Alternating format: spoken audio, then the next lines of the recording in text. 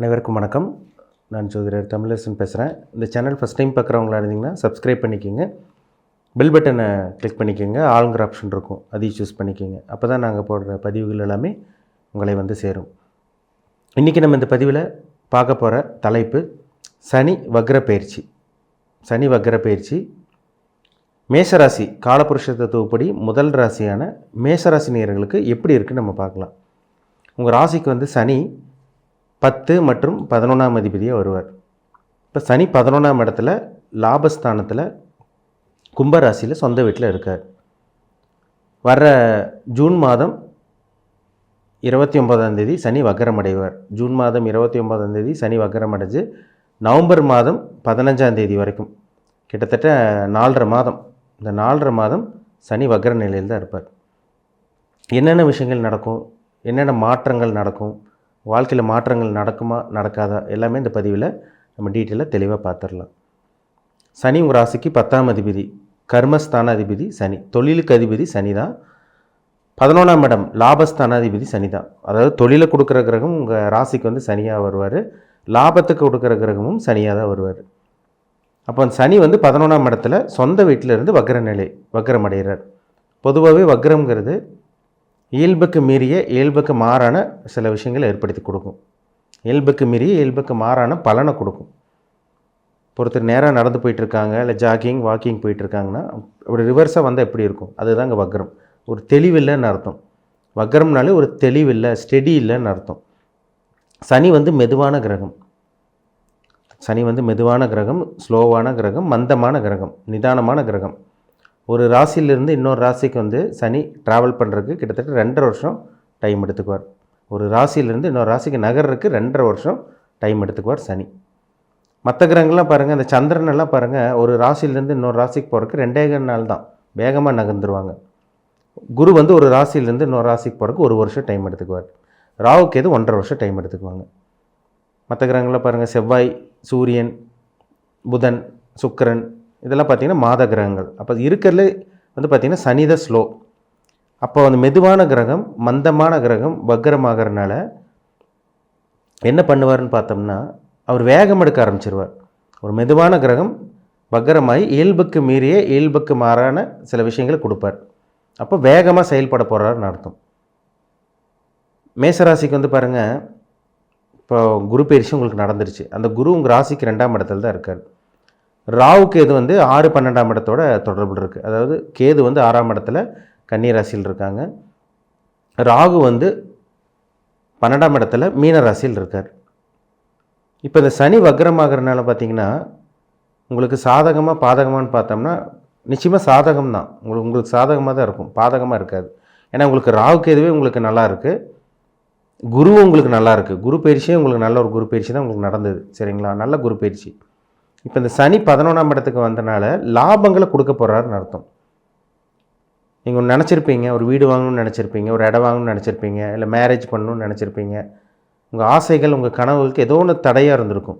ஆனால் இந்த காலகட்டங்களில் பாருங்கள், எல்லாமே வேகமாக செயல்பட ஆரம்பிக்கும், வேகமாக நடக்கும். இப்போ வந்து இந்த 10ஆம் அதிபதி சனி 11ஆம் இடத்துல இருக்கிறதுனால தொழில் நல்ல ஒரு சூடு பிடிக்க ஆரம்பிக்கும். உங்களுக்கு தொழில் வேகமாக இருக்கும், ஸ்பீட் எடுக்க ஆரம்பிக்கும். தொழில் மந்தமாக போயிட்டுருக்குங்க சார், எந்த ஒரு முன்னேற்றமும் இல்லை, வளர்ச்சி இல்லை, நல்ல ஒரு டெவலப்மெண்ட் இல்லை, இம்ப்ரூவ்மெண்ட் இல்லை, நாங்கள் அப்படியே இருக்கோம். எங்களுக்கு அப்புறம் தொழில் ஆரம்பித்தவங்க, எங்களுக்கு முன்னாடி வந்தவங்கலாம் பார்த்திங்கன்னா நல்லா டெவலப் ஆகி போயிட்டே இருக்காங்க, ஆனால் எங்களுக்கு எந்த ஒரு வளர்ச்சியும் இல்லை, அந்த மாதிரி சொல்லிகிட்டு இருக்க மேசராசி நேயர்களுக்கு ஒரு பொற்காலம்னு சொல்லலாம். இந்த 4.5 மாதம், இந்த ஜூன் 29ஆம் தேதியிலிருந்து உங்களுக்கு நவம்பர் மாதம் 15ஆம் தேதி வரைக்கும் கிட்டத்தட்ட 4.5 மாதம் ஒரு நல்ல ஒரு காலகட்டம். சொந்த தொழில் பண்ணிகிட்டு இருக்கவங்களுக்கு அருமையாக இருக்கும். உங்களோட ஆசைகள், கனவுகள் எல்லாமே நிறைவேறும். புதுசாக சொந்த தொழில் ஆரம்பிக்கணுங்கிறவங்க நீங்கள் தாராளமாக ஆரம்பிக்கலாம். உங்கள் சுய ஜாதகத்தையும் ஒரு தடவை செக் பண்ணிக்கோங்க, என்ன தசாபுத்தி போகுதுன்னு பாருங்கள், சரிங்களா? ஆனால் இந்த சனி வக்ர பயிற்சி, இந்த வக்ரமாகறதுனால உங்களுக்கு கண்டிப்பாக சாதகம் தான், பாதகம் கிடையாது. தொழில் ஆரம்பிக்கிறவங்க, புதுசாக தொழில் ஆரம்பிக்கிறவங்க நீங்கள் தாராளமாக ஆரம்பிக்கலாம். ஏற்கனவே தொழில் ஆரம்பிச்சிருக்கவங்க, ஒரு வளர்ச்சி இல்லைன்னு சொல்லிகிட்டு இருக்கவங்களுக்கெல்லாம் இந்த காலகட்டங்களில் திடீர் வளர்ச்சி இருக்கும். உங்களுக்கு நல்ல வருமானம் இருக்கும், பணப்புழக்கம் அதிகரிக்கும் உங்களுக்கு. ஏன்னா 10ஆம் இடம் தொழில், 11ஆம் இடம் லாபம். இப்போ தொழில் மூலமாக லாபத்தை பார்க்க போகிறீங்க, லாபத்தை சம்பாதிக்க போகிறீங்கன்னு அர்த்தம், சரிங்களா? 11ஆம் இடத்துல வந்து சனி வக்ரமாகறனால 2ஆம் திருமணத்துக்கு உண்டான வாய்ப்பு உங்களுக்கு நல்லாவே இருக்குது. உங்களுக்கு செகண்ட் மேரேஜ் பண்ணக்கூடிய அந்த வாய்ப்பு உங்களுக்கு உருவாக போகுது. ஆசை, அதாவது அபிலாஷை நிறைவேறுதுன்னு சொல்லுவாங்க இந்த 11ஆம் இடம். இப்போ இந்த 11ஆம் இடத்துல சனி வக்ரமாக இருக்கிறனால உங்களோட ஆசைகள் எல்லாம் நிறைவேறிடும். மூத்த சகோதரன் சகோதரி மூலமாக சில உதவிகள் இந்த மாதிரி விஷயங்கள் நடக்கும். சரிங்களா? ஏன்னா 11ஆம் இடத்துல சனி வக்ரமாகி உங்களுக்கு வேகமாக செயல்பட போகிறாருன்னு அர்த்தம். பிஸ்னஸ் பண்ணிகிட்ருக்கீங்க, வியாபாரம் பண்ணிகிட்ருக்கீங்க, இவங்களுக்கெல்லாம் பார்த்திங்கன்னா அமோகமான ஒரு வளர்ச்சி இருக்கும். வெற்றியை நோக்கி நீங்கள் பயணிக்க போகிறீங்க. தோல்வி கிடையாது இந்த காலகட்டங்களில் உங்களுக்கு. சரிங்களா? ஏன்னா குரு உங்களுக்கு சாதகமாக இருக்கார், கேது உங்களுக்கு 6ஆம் இடத்துல இருக்கார், ராகு 12ஆம் இடத்துல இருக்கார். இதெல்லாம் வந்து வெளிநாட்டு அமைப்பு தான் உங்களுக்கு. ராகு 12ல் இருக்கிறதுலாம் பார்த்திங்கன்னா வெளிநாட்டு வாய்ப்பை ஏற்படுத்தி கொடுத்துருவார். குரு 2ஆம் இடத்துல இருக்கிறனால பணப்புழக்கம் இருக்கும். 11ல் சனி வக்ரமாக இருக்கிறனால லாபங்கள் நிறைய கிடைக்கும் உங்களுக்கு. சரிங்களா? நல்ல ஒரு வளர்ச்சி இருக்கும் உங்களுக்கு. வீழ்ச்சி உங்களுக்கு இருக்கவே இருக்காது. ஏன்னா ஒரு சில பேர்லாம் பார்த்திங்கன்னா சொந்த தொழில் அடிமேல் அடி விழுந்துருச்சு, உங்களுக்கு நிறைய நஷ்டத்தை பார்த்துட்டீங்க. கையில் பணம் இல்லாமல் நிறைய பேர் மேசராசினியர்கள் இருக்கீங்க. ஆனால் இந்த காலகட்டங்களில் சனி வக்ரமாகறதுனால நல்ல ஒரு முன்னேற்றம் உங்களுக்கு இருக்கும். சரிங்களா? மற்ற கிரகங்களும் உங்களுக்கு சாதகமாக இருக்குது. வருட கிரகங்கள் குரு உங்களுக்கு சாதகமாக இருக்கார், கேது உங்களுக்கு 6ஆம் இடத்துல இருக்கார், கடனை கொஞ்சம் கொஞ்சமாக கம்மி பண்ண போகிறாரு, எதிரி இல்லாமல் ஆக்குவார். அந்த 6ஆம் இடத்துல இருக்கிறது எதிரி இல்லாமல் பண்ணிடுவார். அதே மாதிரி ஏற்கனவே நிறைய கடன் வச்சுருக்கவங்களுக்கு அந்த கடன் சுமை கம்மியாகும்.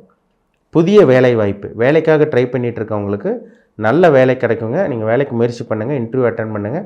நல்ல ஒரு தரமான வேலை, உங்கள் மனசுக்கு பிடிச்ச வேலை நிச்சயமாக உங்களுக்கு அமைஞ்சிரும். சரிங்களா? நல்ல வேலை கிடச்சிரும்.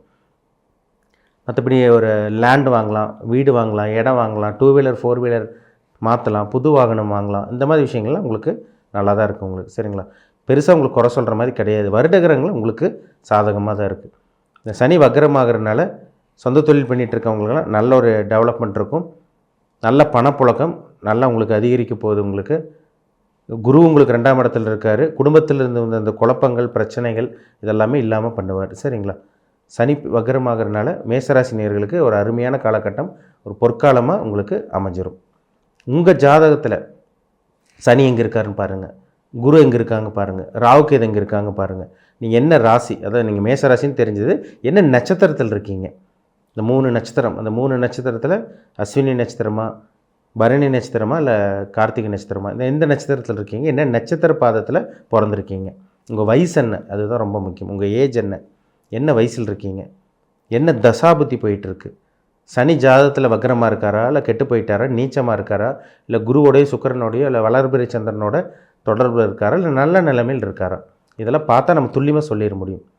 என்ன வயசில் இருக்கீங்க, உங்களுக்கு என்ன வயசு நடந்துகிட்ருக்கு, என்னென்ன அனுபவிச்சுட்ருக்கீங்க, என்ன தசாபுத்தி போயிட்டுருக்கு, நல்லது அனுபவிச்சுட்ருக்கீங்களா, கெட்டது அனுபவிச்சுட்ருக்கீங்களா, என்ன கர்மாவில் பிறந்திருக்கீங்க, நல்ல கர்மாவில் பிறந்திருக்கீங்களா, கெட்ட கர்மாவில் பிறந்திருக்கீங்களா, இது எல்லாமே அவங்கவங்க தனிப்பட்ட ஜாதகத்தை பார்த்தா தான் நம்ம 100% துல்லியமாக சொல்ல முடியும்.